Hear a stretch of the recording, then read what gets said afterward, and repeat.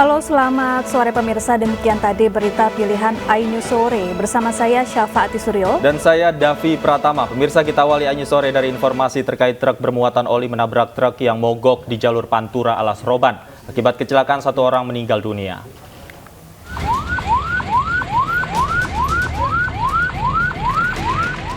Truk bermuatan oli melaju dari arah Jakarta ke Semarang dengan kecepatan tinggi. Diduga karena mengantuk, truk menabrak kendaraan bermuatan telur dan jagung yang mogok di badan jalan. Tingginya kecepatan laju kendaraan truk tersebut mengakibatkan truk terbalik. 1 orang tewas dalam peristiwa ini. Menurut supir truk yang mencoba menghindari kendaraan di depannya yang mendadak mengerem, akibatnya menabrak truk yang berada di lajur kanan yang mogok. Di depan tuh mendadak, nggak tahu ngerem, nggak tahu pelan kan ke jembatan. Saya persis di belakangnya mau menghindar ke kiri nggak nyampe, malah saya kena nabrak gitu ya. Sementara menurut saksi mata warga sekitar, Sutrisno, truk tronton sudah diperingatkan oleh pengatur lalu lintas bahwa ada truk mogok di bahu jalan. Gimana tuh Pak? Mobil mogok masih betulin itu angin-angin, supirnya yang satu di belakang. Di belakang begini nggak berhenti, langsung ditabrak. Langsung ketabrak. Kasus kecelakaan lalu lintas tersebut saat ini masih dalam penanganan Satlantas Polres Batang. Sementara korban meninggal dunia langsung dilarikan ke kamar jenazah Rumah Sakit Umum Daerah Limpung, Kabupaten Batang. Dari Batang, Jawa Tengah, Suryono Soekarno, iNews melaporkan. Pemirsa, Direktorat Kriminal Umum Polda Metro Jaya menggeledah kantor BPN Kota Jakarta Selatan di Jagakarsa. Penggeledahan terkait kasus mafia tanah usai 4 pejabat BPN di Jakarta dan Bekasi ditangkap Polda Metro Jaya. Sejumlah petugas dari Direktorat Kriminal Umum Polda Metro Jaya Kamis siang mendatangi Badan Pertanahan Nasional Kota Jakarta Selatan di kawasan Jagakarsa. Penggeledahan dilakukan di sejumlah ruang kerja untuk mencari dokumen-dokumen sebagai barang bukti dalam kasus mafia tanah yang melibatkan 4 pejabat BPN Jakarta dan Bekasi yang telah ditangkap. Kasus mafia tanah ini mempunyai modus beragam, mulai dari yang konvensional memalsukan sertifikat maupun yang paling canggih, yaitu membobol akun yang sebenarnya tak bisa sembarang diakses. Ini juga mulai dari yang paling konvensional, artinya mereka menggunakan data palsu, ya, kemudian apabila suatu lokasi itu belum ada sertifikatnya dibuat data palsu bekerja sama dengan oknum, akhirnya menjadi sertifikat. Ada juga lokasi yang sudah bersertifikat dibuat data pembanding kemudian diadakan tur. Dan yang paling canggih ada illegal access. Seharusnya akun yang tidak bisa Dukung penuh pemberantasan mafia tanah, khususnya di Jakarta Selatan. Jadi kami minta kepada masyarakat untuk tetap yakin, datang langsung mengurus sertifikatnya ke Kantor Pertanahan Jakarta Selatan. Pemirsa, anggota DPR berinisial DK dilaporkan ke Bareskrim Polri atas dugaan tindakan pencabulan. Bareskrim Polri memanggil anggota DPR berinisial DK yang dilaporkan karena kasus pencabulan.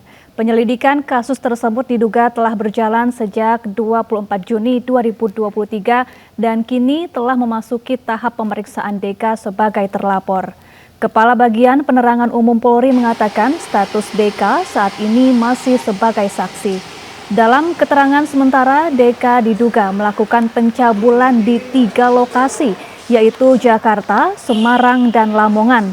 DK diduga melanggar pasal 289 KUHP tentang tindak pidana pencabulan. Sementara itu, Mahkamah Kehormatan Dewan DPR RI menyiapkan sanksi pemecatan terhadap DK apabila terbukti melakukan pencabulan. Saat ini MKD akan melakukan pengecekan secara formil terkait aduan tersebut.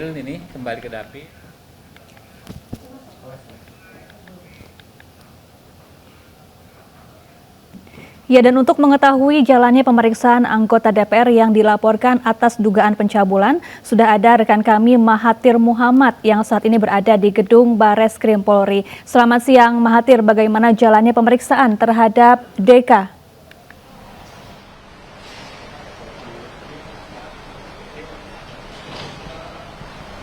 Ya, Syafa dan juga Davi, untuk jalannya pemeriksaan saat ini memang masih dilakukan di Barreskrim Polri.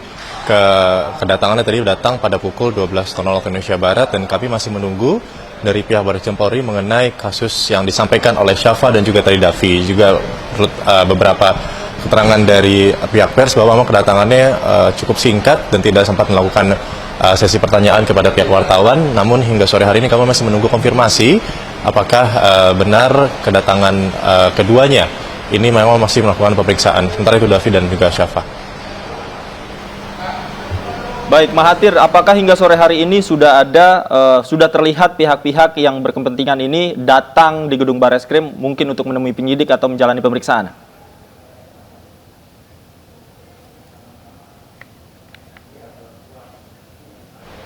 Ya, tadi saat ditemui oleh pihak awak media memang sudah ditemui dan sudah menemui dari pihak penyidik, namun dari pihak penyidik pun memang belum memberikan keterangan resmi karena memang baru dilakukan penyidikan lebih lanjut mengenai hari ini. Nantinya Barreskrim Polri akan melakukan press conference kepada pihak awak media, tapi memang belum disampaikan hari ini atau di beberapa hari ke depan. Seperti itu Davi dan juga Syafa. Baik, terima kasih Mahathir Muhammad melaporkan langsung dari gedung Barreskrim Polri. Pemirsa, saksi korban pencabulan oleh Muhammad Subhi alias Azal Sani alias Mas Beki kerap mendapat intimidasi oleh simpatisan pelaku. LPSK memastikan korban mendapat perlindungan dan akan bersaksi di pengadilan.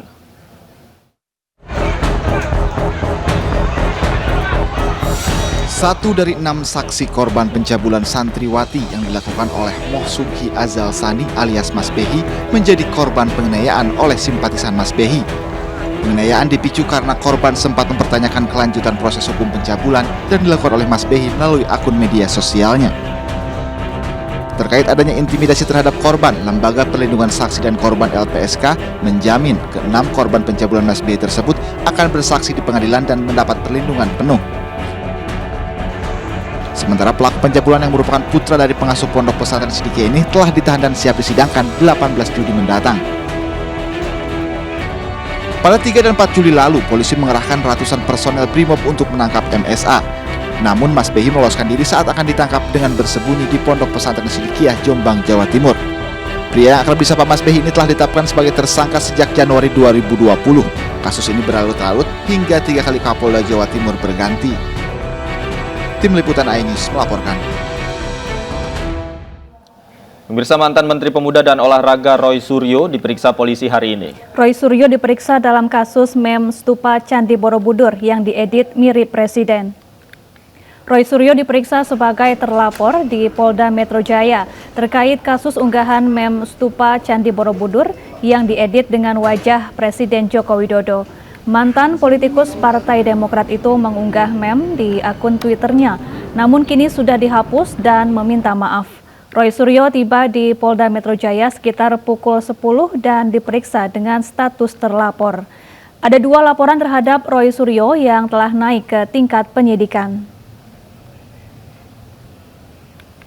Jadi hari ini bisa saya sampaikan terkait dengan perkembangan penanganan kasus terhadap laporan terhadap Saudara Roy Suryo terkait dengan meme stupa Candi Borobudur yang dilaporkan oleh pelapor atas nama Saudara Kurniawan Santoso.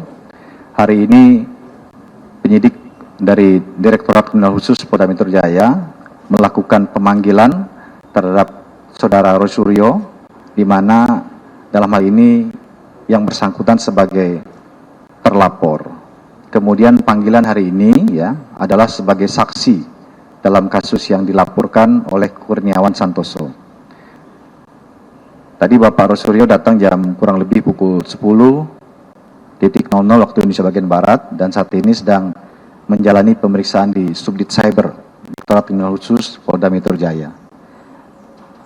Nanti akan kita lihat perkembangan Setelah pemeriksaan kami akan sampaikan apa yang menjadi hasil